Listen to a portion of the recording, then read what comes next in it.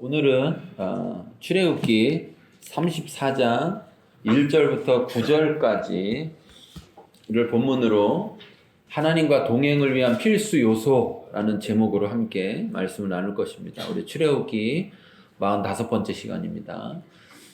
그 중에서 34장 6절 7절을 먼저 우리 같이 함께 읽도록 하겠습니다.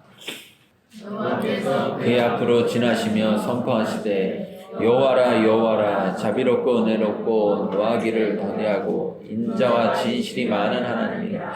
인자를 천대까지 베풀며 악과 과실과 죄를 용서하리라. 그러나 벌을 면제하지는 아니하시고 아버지의 악행을 자손 3, 4대까지 보응하리라. 아멘. 오늘 이 말씀을 통해서 하나님과 동행을 위한 필수 요소들은 무엇인가, 이것에 대해서 우리 같이 함께 살펴보고자 합니다. 자, 먼저 보겠습니다. 하나님과 동행을 위한 필수 요소는 무엇인가? 같이 읽겠습니다. 하나님을 알고 하나님과 동행하기를 원하며 하나님의 은혜가 있어야 한다. 네, 우리가 하나님과 동행하기 위해서는 우리가 하나님을 알아야 됩니다. 하나님을 알아야 하나님과 온전한 동행을 이룰 수 있고, 또한 하나님과 동행하기를 갈망해야 돼요. 하나님과 함께 동행하기를 원해야 된다는 거죠. 근데 그냥 원하는 정도가 아니라 갈망해야 된다는 것은 뭐냐면 목마른 사슴이 이제 물을 먹지 않으면 죽을 것 같아서 그 물을 먹기 위해서 물을 찾아가는 그러한 마음이어야 된다는 거예요. 그런데 그럴지라도 거기에 하나님의 은혜가 있어야만 가능하다는 겁니다. 여러분, 내가 누군가와 같이 동행하고 싶어 해요. 그래서 나는 그를 잘 알고 또 그와 막 동행하기를 원해요. 근데 그가 원하지 않으면 어떻게 돼요? 동행이 돼요, 안 돼요? 안 되죠. 우리가 하나님과 동행하기를 원해야 되고, 또한 우리가 그러기 위해서 그분을 알아야 그분과 동행하기를 원하게 되어 있습니다. 그런데 그럴 때 하나님도 우리와 동행하기를 원하셔야 돼요. 그런 하나님의 은혜가 있어야 된다는 거예요. 근데 여기서 한 가지 먼저 질문해 보겠습니다. 뭐 답부터 다 얘기하고 가죠. 하나님은 나하고 동행하기를 원하실까요? 안 원하실까요? 그럼 하나님은 나를 알까요? 모를까요? 그러면 이제 동행하는 데는 누가 문제인 거예요? 그렇죠. 하나님과 동행하는 데 있어서 내가 문제인 거예요, 내가. 두 가지 문제가 있는 거예요. 하나님의 은혜는 사실 우리 가운데 먼저 임하여 있는데 두 가지가 문제인 거예요. 첫 번째는 뭐예요? 뭐가 문제예요? 하나님을 잘 몰라. 하나님을 잘 몰라요. 그냥 나 혼자 하나님은 이럴 거야 라고 생각하지만 진짜 하나님을 잘 알아야 되는데 하나님을 잘 몰라요. 두 번째는요, 하나님과 동행하는 것을 그렇게 갈망하지 않아요. 우리 청소년 아이들은 뭐를 갈망해요? 게임과 동행하기를. 게임은 나의 목자시니 내게 부족함이 없으리로다.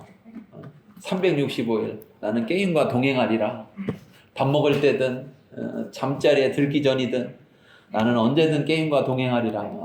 게임과 동행하는, 내가 하나님과 동행하는 것을 갈망하는 것 외에 다른 무언가와 동행하기를 원해요. 어른들은 대표적으로 어른들은 뭐하고 동행하세요? 그렇죠. 그렇죠. 옛날에 잘 모를 때, 어릴 때 이렇게 대학교 앞에 저희 집이 있었거든요. 대학교 앞에 이렇게 가면 이렇게 학사 2점 이렇게 써 있어요. 나는 그게 하도 다 한자니까 다 어려운 말이고 저게 뭐 하는 데인지를 몰랐어. 나중에 알고 보니까 주님을 만나러 가는 곳이야. 근데 왜 이렇게 대학교 앞에 주점이 많은지, 학생들이 공부를 갈망하지는 않고, 그리고 대학을 가보니까 무슨 모임한다고 그러면, 뭐 이렇게 날라야 된대, 오래. 가보면 막걸리 통이 박스로 날라더라고. 대부분의 사람들이, 그리스도인이든 비그리스도인이든 대부분이 뭐와 동행하기로 원하면 돈과 동행하기로 원해요. 부와 동행하기로 원해요. 그런데 진짜 우리가 말로는 하나님과 동행하기를 원해요 이렇게 말하지만 진짜 하나님과 동행하기를 갈망하느냐, 내 속에서. 그거 못하면 막 내 안에서 막 스트레스 받고 힘들고 막 괴롭고, 우리 아이들 게임 못하게 하면 막 짜증내고 막 그러고, 어른들도 막 돈 없으면 그것 때문에 힘들어하고 막 염려하고 막 그런 것처럼, 내가 하나님과 동행하지 못할 때 그때 내가 그렇게 막 스트레스 받고 염려하고 막 근심하고 두려워하고 이렇게 하느냐를 생각해 보면 해요, 안 해요? 안 해요. 이 두 가지의 문제가 있다는 거예요. 아무리 우리에게 하나님의 은혜가 임하여도, 하나님 우리에게 은혜를 주시려고 하여도, 우리가 하나님을 모르고 하나님을 갈망하지 않으면 동행은 불가능해지는 거예요. 왜? 하나님은 강제로 하기를 원하지 않으시니까요. 하나님은. 왜? 하나님 우리를 사랑하시니까 강제로 하지 않으신다. 또 하나님 우리를 사랑하셔서 우리를 하나님의 형상대로 만들어 놓으셨기 때문에, 예, 강제로 하지 않으신단 말이에요. 왜? 하나님은 누구한테 강요당해서 뭘 하는 분이 아니란 말이죠. 우리에게 그런 걸 주셨으니까 하나님은 우리를 정말 사랑하셔서, 그래서 자, 하나님은 우리에게 하나님을 자꾸 알게 하려고 하는 겁니다. 왜? 우리가 알아야 하나님과 동행할 수가 있고 하나님과 동행하기를 갈망하게 될 거기 때문에, 하나님은 어떻게든지 우리한테 하나님을 자꾸 알려주려고 그래요. 근데 문제는 우리가 별로 하나님을 알고 싶어 하지 않는다는 거예요. 이미 하나님을 다 알고 있다고 생각하는 거예요. 그런데 시간이 지나면 지날수록 깨닫는 거는요, 하나님을 아는 것에 있어서 그 넓이와 깊이가 이게 상상할 수가 없다는 거예요. 하나님 사랑을 말할 때 이러잖아요. 하나님의 사랑을 우리가 알아야 되는데, 하나님의 사랑의 길이와 넓이와 높이와 깊이를 알아야 된다. 사실 따져보면 이런 게 없어요. 예.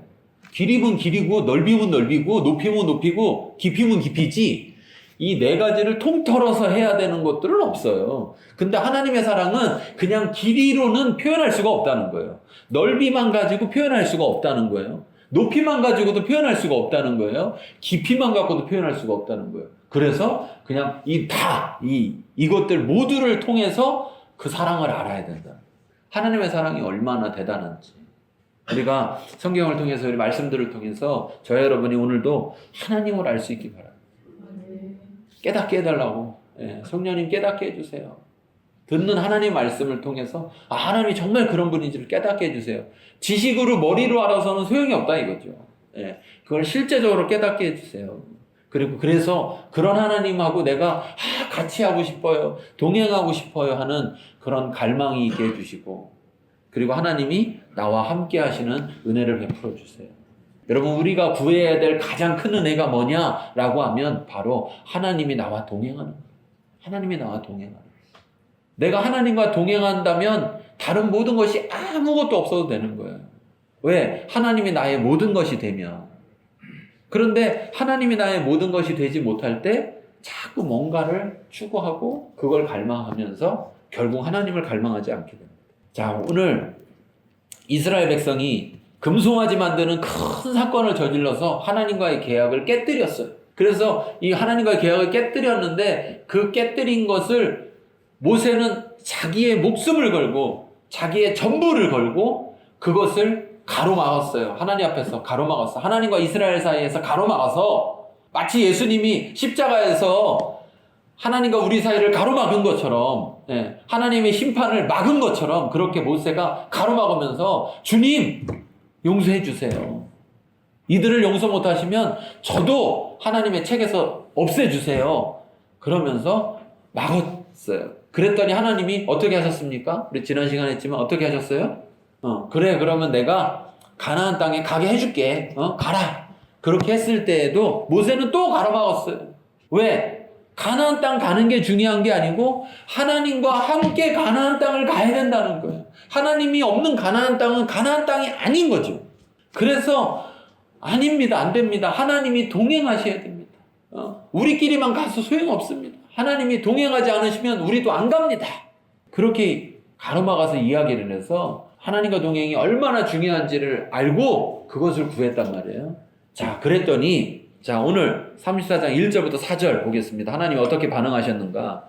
여호와께서 모세에게 이르시되 너는 돌판들을 처음과 같이 다들 만들라. 내가 깨뜨린 처음판에 있던 말을 내가 뒷판에 쓰리니 아침까지 준비하고 아침에 시내산에 올라와 산 꼭대기에서 내게 부르되 아무도 너와 함께 오르지 말며 온 산의 양도 나타나지 못하게 하고 양과 소도 산 앞에서 먹지 못하게 하라. 모세가 돌판 둘을 처음과 같이 깎아 만들고 아침에 일찍 일어나 그 돌판을 풀고 여호와의 명령대로 시내산에 올라가니. 네.